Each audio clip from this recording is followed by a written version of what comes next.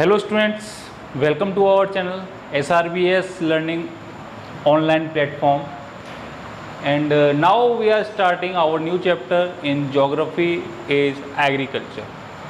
In that chapter, before starting is this chapter, we can know the CBSE had decided that page number 44 to 47 is not included in our syllabus in board examination. So along reading this chapter, we can know that how much portion is in our syllabus and which type of question is asked in our examination. So we can take care of that. And agriculture ये आप नाम आपसे जो है बहुत अछूता नहीं है, क्योंकि आप सभी लोग हमेशा से ग्रामीण परिवेशों से परिचित होंगे. अगर आपके पिताजी नहीं होंगे तो आपके दादाजी होंगे. तो जो हमारी जो इकोनॉमिकल कंडीशन है इंडिया की, इकोनॉमिकल कंडीशन इंडिया के अंदर कुछ इस तरीके से है कि ज़्यादातर लोग above 65% of population is indulge in agriculture eight now. और जब देश आज़ाद हुआ तो ये पॉपुलेशन करीब 75 एंड 80 के अराउंड थी. तो एग्रीकल्चर कोई ऐसी चीज़ नहीं है कि we can not know about that. तो व्हाट इज़ द एग्रीकल्चर? तो agriculture is the science and art of cultivation of crop, raising of crop, rearing of livestock and fishing and forestry including. ये सारी चीज़ें agriculture हैं. Agriculture चाहे आपका cultivation of crops हो, rising there crops हो, और रेयरिंग लिवस्टॉक्स हो, फिशरिंग हो, फॉरेस्ट्री हो, ये सारी चीज़ें आपके एग्रीकल्चर में इंक्लूडेड हैं. Besides of foods it's also provide raw material from our industries. Agro industries के लिए ये रॉ मटेरियल हमारा प्रोवाइड कराता है. तो इस वक्त जो हमारा टॉपिक नंबर फर्स्ट है, तो हम यहाँ पे पढ़ने वाले हैं टाइप्स ऑफ फार्मिंग. हम यहाँ पे पढ़ने वाले हैं types of farming.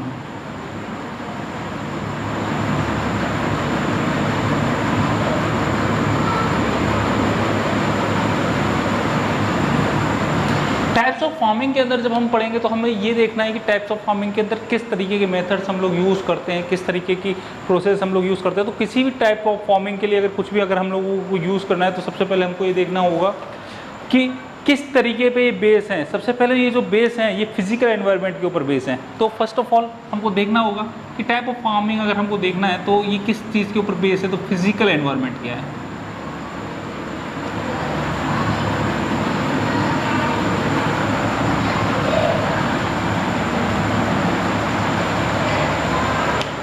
Physical environment. Second हमको देखना पड़ेगा कि टेक्नोलॉजिकल एस्पेक्ट्स वहाँ पे क्या हैं.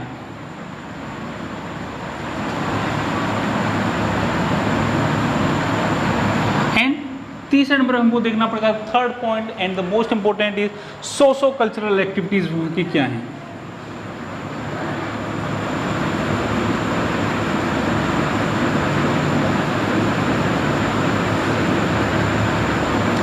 तो इन तीनों चीज़ों पे हमारा जो एनवायरनमेंट डिपेंड होगा. और जब हम ये एनवायरनमेंट देखेंगे, ये तीनों चीज़ें समझेंगे. फिजिकल एनवायरनमेंट की, जैसे कि आज का जो परिवेश है और आज से 500 साल पहले का जो परिवेश होगा, वहाँ पे कुछ अलग तरीके का एटमॉस्फेयर रहा होगा. उस वक्त जो डिमांड होगी वो लोगों की अलग रही होगी. टेक्नोलॉजिकल एक्सेसिबिलिटी, सीधी सी बात है कि जैसे जैसे हमारे पास और अच्छी टेक्नोलॉजी आती आएगी उससे हम ज़्यादा अच्छा इनपुट और ज़्यादा अच्छा आउटपुट हम लोग मिल पाएगा. सोशो कल्चरल जो आज की ज़रूरत है, डिमांड है, कल्चर की डिमांड है, तो सोशो कल्चरल जो भी इनपुट्स होंगे. तो स्टार्टिंग में हम लोग बात करते हैं कि सबसे पहले जो प्राइमिटिव फार्मिंग जो होती थी उसके बारे में.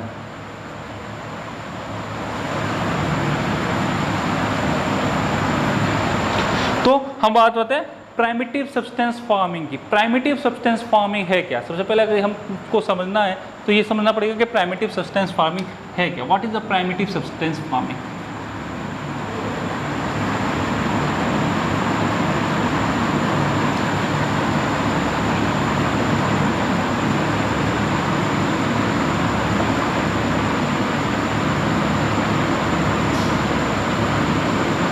primitive substance farming is used for the word that peoples are using the primitive tools.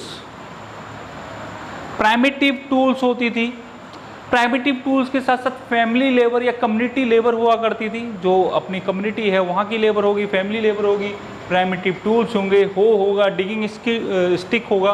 तो यहाँ पे क्या है, तो क्या क्या यहाँ पे पॉइंट बन जाएंगे। प्राइमिटिव सब्सटेंस फार्मिंग हम किसको कहेंगे, तो primitive substance farming is a type of farming in which people is use for agriculture as primitive tools. तो प्राइमिटिव टूल्स हम यहाँ पे प्राइमिटिव टूल्स।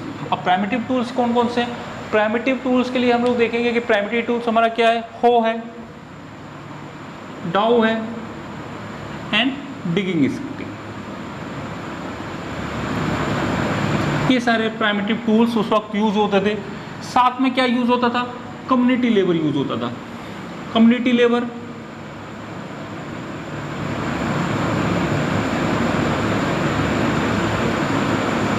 और फैमिली लेबर।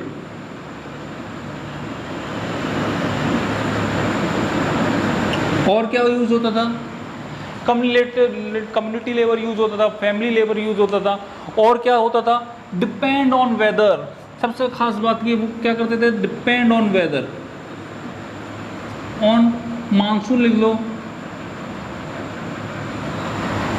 या वेदर लिख दो, वेदर कंडीशन है, फेवरेबल कंडीशन, वेदर की फेवरेबल कंडीशंस पे ये लोग डिपेंड हुआ करते थे। और सेम इसी टाइप की फार्मिंग में हम एक और चीज़ जोड़ लेते हैं, सब्सटेंस फार्मिंग को हम एक और नाम से जानते हैं कई बार, उसका नाम है स्लैश एंड बर्न फार्मिंग। क्या नाम है, स्लैश एंड बर्न फार्मिंग।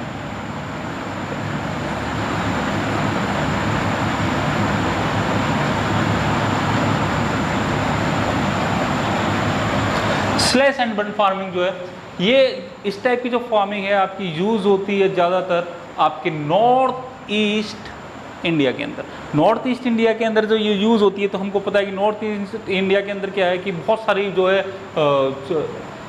बारिश होती है, और बारिश की वजह से बहुत सारे इस वक्त क्या है घने जंगल होते हैं, और जो उन जंगलों की वजह से क्या है इजीली हम लोग क्या करते हैं, एग्रीकल्चर लैंड वहाँ पे नहीं मिलती, जंगली एक लैंड होती है, जंगली पेड़ होते हैं। तो उस सब से बचने के लिए हम लोग इस slash and burn farming and technology को यूज़ करते हैं। It's a type of the primitive farming, primitive substance farming. तो स्लैश एंड बर्न टेक्नोलॉजी के अंदर क्या करेंगे कि जो स्टार्टिंग में हमको जो अपने लिए यूजेबल लैंड की जरूरत पड़ेगी जिस पे हम एग्रीकल्चर कर सके, तो उस लैंड के लिए हम क्या करेंगे, बर्न कर देंगे विद फायर।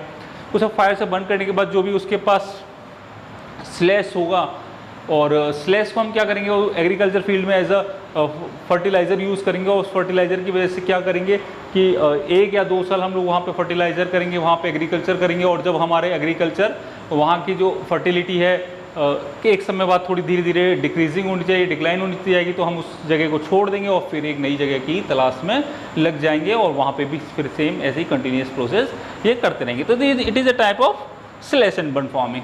तो स्लैश एंड बर्न फार्मिंग होता है। यहाँ पे जो इंपॉर्टेंट क्वेश्चन ये बनता है कि स्लैश एंड बर्न फार्मिंग को अलग अलग जगहों पे अलग अलग नाम से जाना जाता है, जैसे कि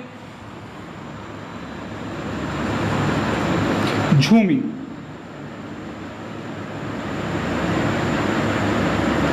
झूमिंग जो है, झूमिंग आपका नॉर्थ ईस्ट एरिया में आपका असम,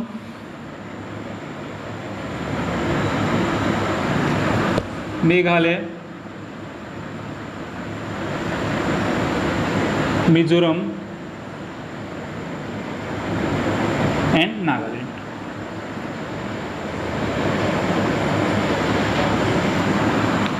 सेकेंड झूमिंग के बाद अगर हम देखें तो यहाँ पे एक और जगह है वहीं पे नॉर्थ ईस्ट एशिया के अंदर, जिसका नाम है मणिपुर।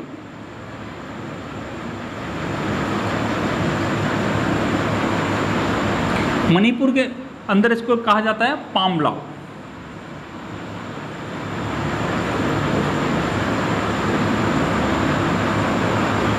मणिपुर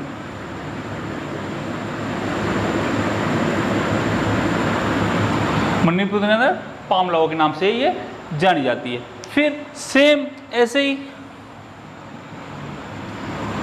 दीपा, दीपा कहाँ पे नाम से जानी जाती है, Bastar district.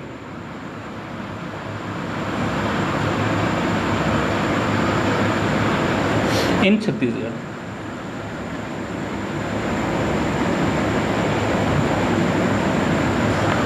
Bastar district in Chhattisgarh के नाम से ये दीपा के नाम से आती है। अगर हम लोग इंटरनेशनल हो जाएं थोड़ी देर के लिए और इंटरनेशनल जगह पर देखें कि ये किस किस नाम से जाना जाता है, तो वो देख लेते हैं।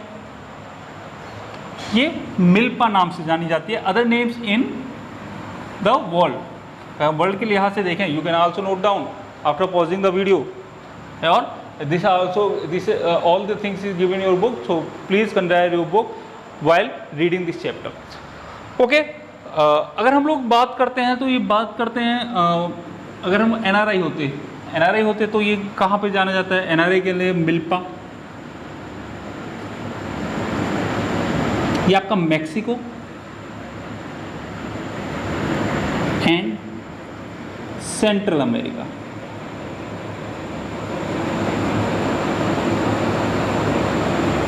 कोनुको आपका, कोनुको कहाँ पे कहा जाता है? कोनुको आपका कहा जा रहा है वेनेजुएला में।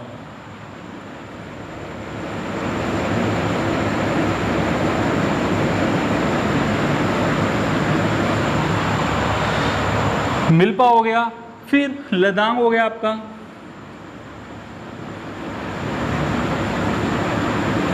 इंडोनेशिया,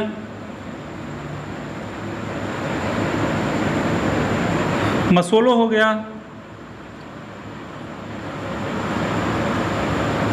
सेंट्रल अफ्रीका,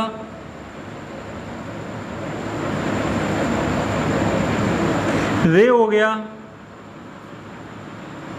वियतनाम, रोका हो गया ब्राज़ील। तो ये डिफरेंट जगह से डिफरेंट नाम से जाना जाता है। हम लोगों को कई बार 1 मार्क्स के अंदर एक क्वेश्चन पूछ लेता है कि slash and burn agriculture is also known as milpa in which country, तो आपको बताना पड़ेगा Mexico and Central America. First of all you can aware about that this is not the objective type questions, तो यहाँ पे कोई optional नहीं मिलने वाला आपको, तो चीज़ें अच्छी तरह मालूम होनी चाहिए। कोनुको आपको वेनेजुएला के अंदर है, लद्दाख आपका इंडोनेशिया के अंदर है, मसूलो सेंट्रल अफ्रीका के अंदर, रे वियतनाम एंड रोका ब्राज़ील के अंदर है। सेम इंडिया के अंदर ये कहा जाएगा तो झूमिंग कहाँ कहा जाएगा? झूमिंग आपका असम के अंदर कहा जाएगा, मिजोरम के अंदर कहा जाएगा, नागालैंड के अंदर कहा जाएगा, मणिपुर के अंदर क्या कहा जाएगा? मणि के अंदर क्या? पामलाओ कहा जाएगा। अगर हम पूछते हैं कि ये बस्तर के अंदर किस नाम से जाना जाता है, तो बस्तर के अंदर दीपा नाम से जाना जाता है। तो ये सारी चीज़ें हमको थोड़ा सा देख के चलनी है। आगे हम बढ़ जाते हैं और आगे थोड़ा सा बढ़ जाते हैं और वीडियो लंबी हो रही है, एक टॉपिक और ले लेते हैं। इसके साथ हम देख लेते हैं second type of farming. This is the first type of farming. Second type of farming is substance intensive farming.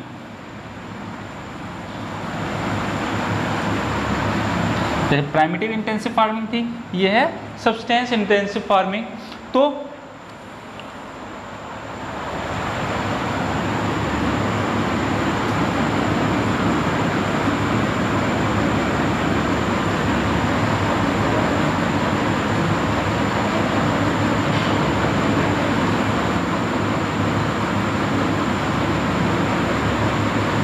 Intensive subsistence farming, intensive subsistence farming को हम ज़्यादा आगे ना जाते हुए ये समझ लेते हैं कि ज़्यादा आगे इसको नहीं समझ रहे हैं, केवल इतना समझ लेते हैं कि इंटेंसिव सब्सटेंस फार्मिंग के अंदर जो चीज़ें हैं यहाँ पे भी सेम ऐसा ही है। Because of the inheritance law in our country, because of the inheritance law की वजह से क्या हो रहा है? Patches of land divided between the their different generation, और डिफरेंट आपके फोर्थ कमिंग जनरेशन के लिए क्या होगा? पैचेज ऑफ लैंड जब डिवाइड हो गए तो लैंडेड्स का जो मास हो गया वो सबके लिए क्या हो गया? स्मॉल होता चला गया, स्मॉल होता चला गया। लैंड के ऊपर क्या हुआ? एक प्रेशर हुआ, प्रेशर क्या हुआ? फुलफिल देयर कम्युनिटी, उसकी जो कम्युनिटी है उसके लिए जो फुलफिल जो भी नीड्स हैं, नीड्स उसको करनी पड़ेगी। तो नीड्स के लिए क्या करना पड़ेगा? उसको बेटर टाइप ऑफ इरिगेशन करना पड़ेगा, या फिर एक better type of manual fertiliser करना पड़ेगा, या फिर आपको better type of technology use करनी पड़ेगी जिससे आप ज़्यादा से ज़्यादा आउटपुट पा सको। तो यहाँ पे आप बता दोगे what is intensive subsistence farming. तो intensive subsistence farming is we can use in our country to fulfill the needs of the one community or one family because of the inheritance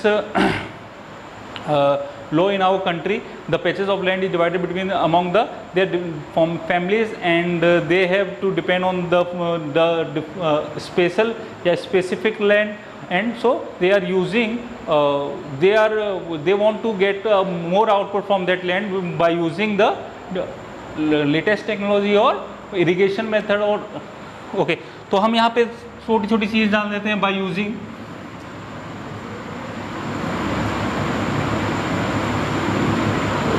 proper irrigation.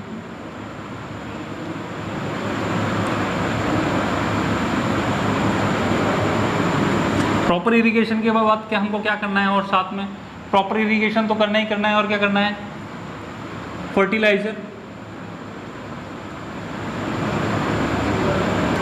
और fertiliser से काम चलेगा insecticide,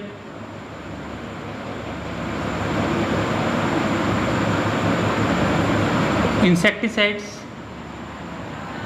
fertiliser हो गया, insecticide, proper tools,